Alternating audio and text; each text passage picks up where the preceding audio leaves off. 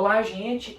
Então a gente vai começar nosso curso aqui de farmacologia, né? Falando sobre farmacocinética, né? Que é o tópico, né? Assim, o primeiro tópico sempre abordado em qualquer... Uma das áreas básicas meio que assim, Isso, é a que se área distribui. para você entender o restante da farmacologia, para você entender farmacodinâmica, para você pegar o sistema nervoso, para você vir com a farmacologia clínica. Lá na frente, pra você saber tudo direitinho, onde se encaixa cada coisa. Isso, Essa é a base. é de extrema importância o conhecimento de farmacocinética, né? Então, a farmacocinética, né, o que seria a farmacocinética? Igual o próprio nome já diz, né? Cinética, então é o caminho.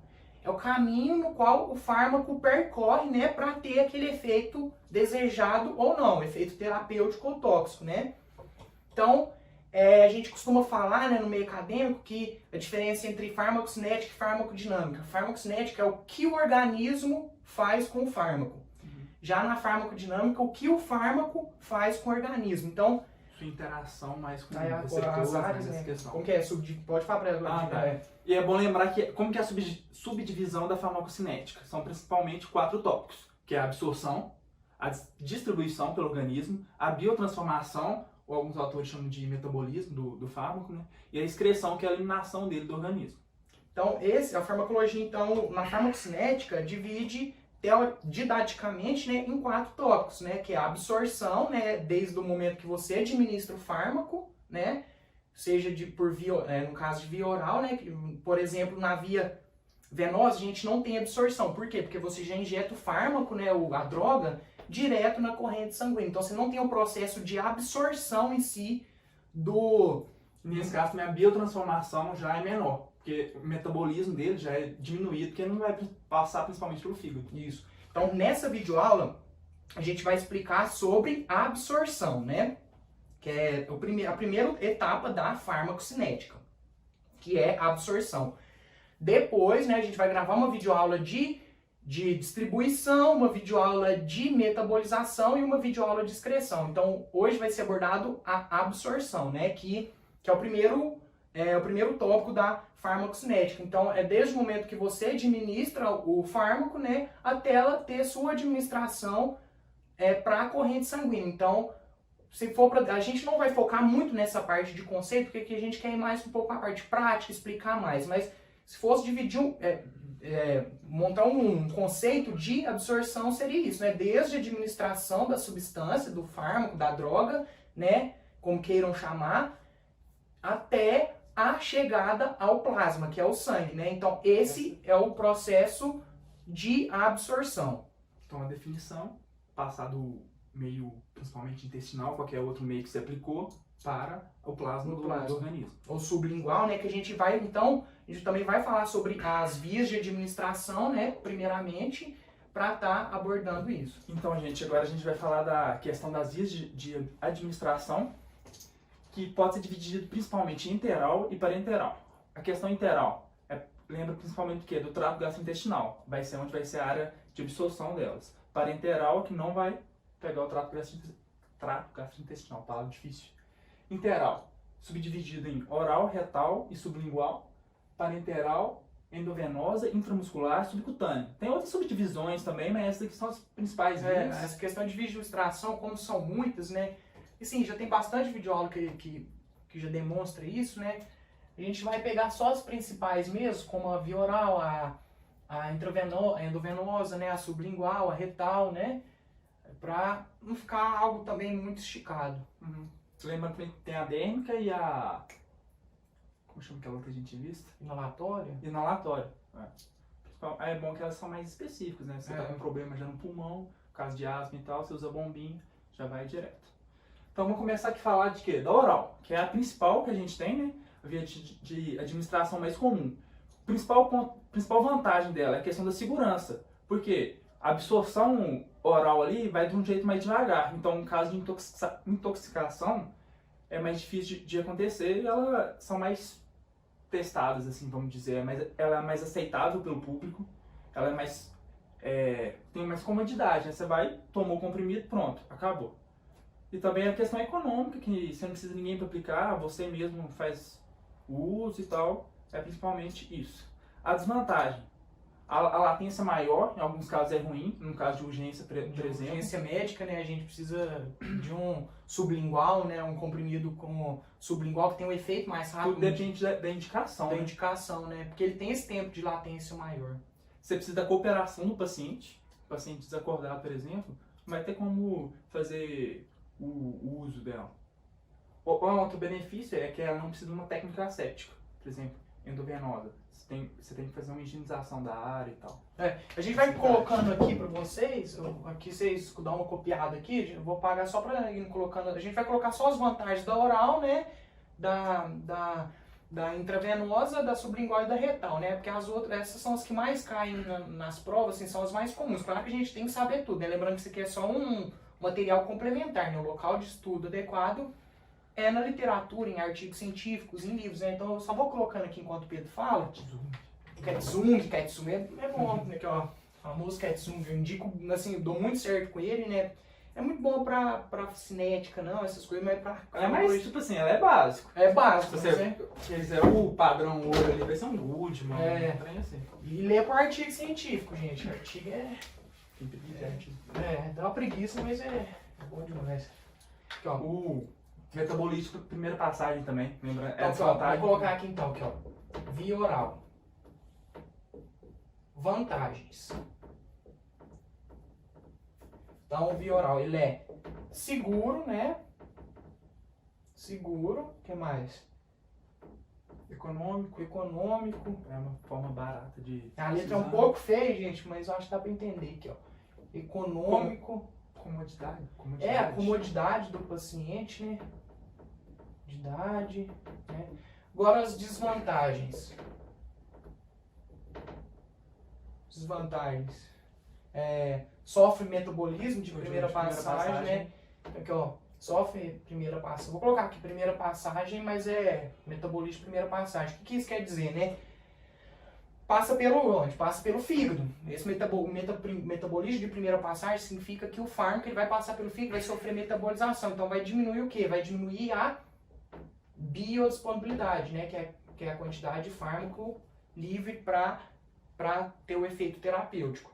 Então, uma das principais desvantagens é esse efeito de primeira passagem, né? Irritação do trato gastrointestinal. Fármacos às vezes... Pode problema no estômago. Isso, pode com essa questão de irritação, né? Ele não pode ser utilizado com pacientes que estão, assim, desacordados, né? Pacientes com algum distúrbio, né? Por exemplo, um acidente vascular cerebral, pacientes psiquiátricos, né? Então eles têm essa dificuldade de administração, né? Essas são as principais. Eu acho que, assim, principalmente essa questão, a absorção dele, né? A absorção dele é variável, né? A absorção... pode ser influenciada, né? Tipo, se você alimentou na hora. Então, alguns medicamentos você tem que alimentar, tem outros que não. Então a absorção aqui na via oral ela é bastante variável, né? Então, assim, você administra 100% de fármaco, né?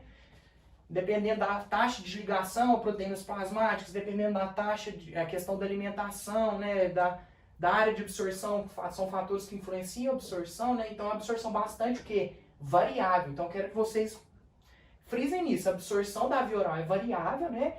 E a principal desvantagem dela é que ela sofre o quê? Metabolismo de primeira passagem, né? Porque isso vai diminuir a quantidade de fármaco disponível para ação, né? Para essa ligação aos receptores. Essa a via oral, né? Agora a gente vai falar da endovenosa. Via intravenosa.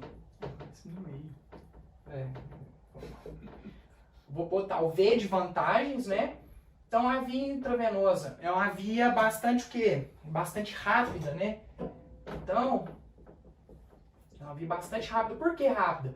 Porque ela não tem absorção. A via intravenosa, ela não tem absorção. Por quê? Porque você já injeta direto na corrente sanguínea. Então ela não vai passar pelo fígado. A via intravenosa, né, ela tem como vantagem a via rápida, né? Ela não sofre absorção, né? Ela não sofre o que, gente? Se a via oral passa, ela tem efeito de primeira passagem, na via intravenosa, ela não sofre metabolismo de primeira passagem, né? Porque ela não sofre absorção. Você pode fazer administração de substâncias irritantes, né? Ela... Grandes volumes, às vezes também. Grandes volumes, grandes volumes. Tem a questão também que é uma... Você pode administrar substâncias irritantes, né? E as desvantagens dessa via, né? Ela é uma via mais, assim, teoricamente mais cara, né? Você precisa de especialização, você precisa de uma asepsia na região. Você precisa de uma asepsia na região, você não vai... Acho que tem mais complicação. Você pode lesar o paciente. Isso, você precisa de um profissional adequado, né? Pra estar fazendo essa... Tem que estar treinado, essa administração, né? Então é uma doloroso. Via... Doloroso. Então é isso, né? Da questão. E não tem absorção, né? Na via intravenosa. Aí pode falar da subcutânea. Subcutânea. As principais vantagens dela. Ela, assim, a absorção dela é mais lenta. Coisa, não. Ela é mais lenta. Isso que é o principal dela. Tem que ser pequeno volume. Elas, para pequenos volumes, né? A insulina é subcutânea, né?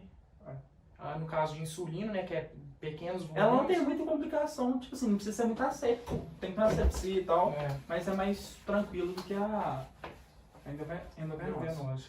E quase qualquer pessoa consegue fazer. Quer ver? Vai falando, né? As vias que eu vou só anotando aqui, as principais, vou fazer com a letra mais bonitinha pra vocês poderem copiar. Vantagens da via oral, então, ela é segura. A via segura. É uma via segura. Comodidade. A comodidade. Econômica. De idade. Uma via econômica a certo ponto. Econômica, né? Isso aqui é as vantagens, né? E as desvantagens? Ela sofre, então, metabolismo. Eu vou colocar aqui, gente, primeira passagem só para abreviar, né? Mas vocês sabem que ela sofre metabolismo de primeira passagem. Sofre metabolismo de primeira passagem. Qual outra? Questão da irritação. Irritação, né? Irritação. Precisa da cooperação do paciente. Cooperação do paciente, isso é importante. Nossa, abre essa porta aqui que tá calor demais. Nossa senhora, eu tô suando. Cooperação do paciente. Cooperação. Né? Então, as principais da via oral é isso. É uma via segura. A comodidade que ela traz, né? Econômicos, vantagens. Ela sofre metabolismo de primeira passagem, né? Que vai diminuir o quê? Diminui a biodisponibilidade. Ela pode dar uma irritação da mucosa, né? E precisa da cooperação do paciente, que ela é imprópria para pacientes acamados, por exemplo, que não utilizam que não tem como deglutir, por exemplo. Vocês vão ouvir um certo ruído agora, gente, porque a gente abriu aqui, como é no centro da cidade, vai ouvir uns barulhos, mas é porque tá calor demais da conta, né? Aí, agora, a via intravenosa, né? Então, as vantagens dela. A via rápida. Uma via rápida, né? Sim, a primeira passagem. Ela não sofre primeira passagem. Isso aqui é um xizinho, viu, gente? Só para demonstrar que ela não sofre primeira passagem. Nossa, minha letra é ridícula. Não sofre metabolismo de primeira passagem. Essas são as... É a questão de grandes volumes. Você pode administrar grandes volumes, né? Então, altos volumes, né? Essa questão aqui também... colocou que ela é segura, né? Tá. Isso aqui, gente, a via oral, por que ela é segura? Por exemplo, intoxicação por paracetamol.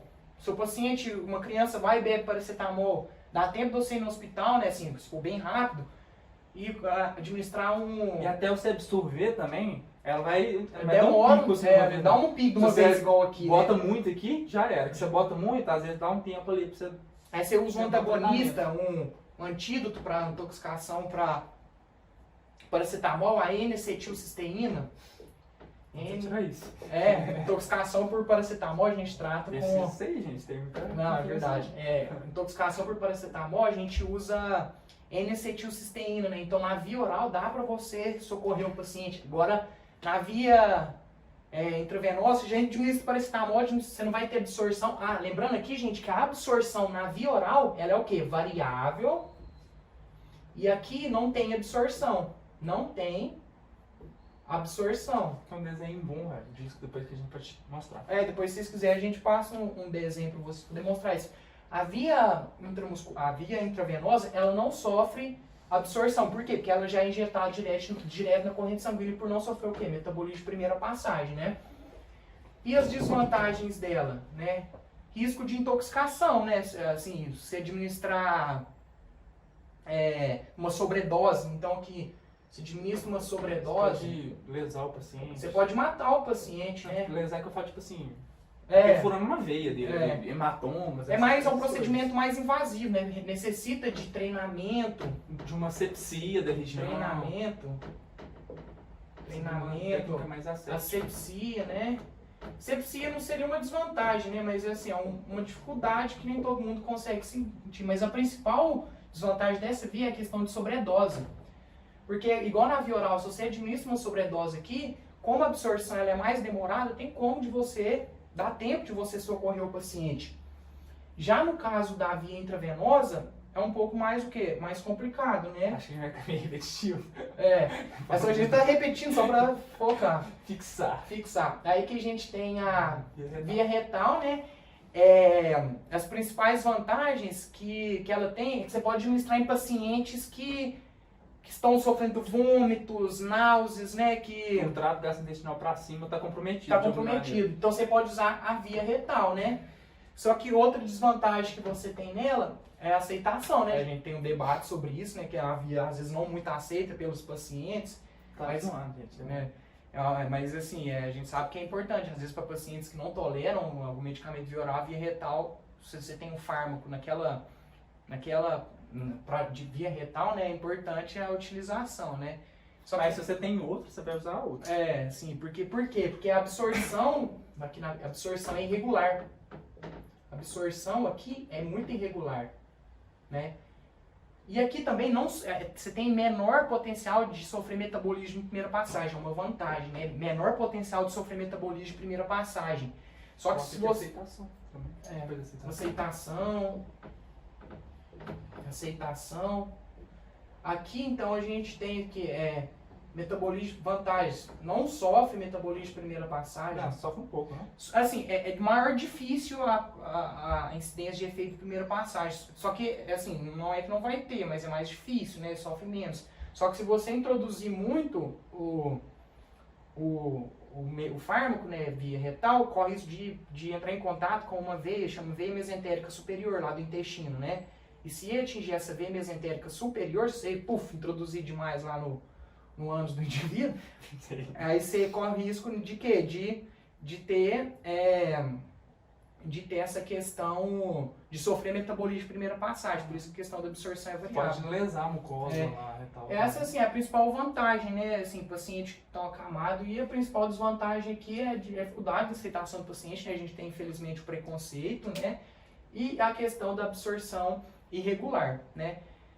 Isso, os principais. Agora, a via sublingual, gente, ela entra em via enteral. Tem autores que dividem ela como enteral transmucosa, mas a gente vai dividir aqui como enteral mesmo, que a boca faz parte do sistema digestório. A via sublingual, gente, a principal vantagem dela é que ela não sofre metabolismo de primeira passagem, né? A rapidez também. Ela é muito rápida também, né? Acho que é mais vantagem ser rápida ela é rápida. do metabolismo. Isso, a principal vantagem dela é rápida. Ela é bem rápida.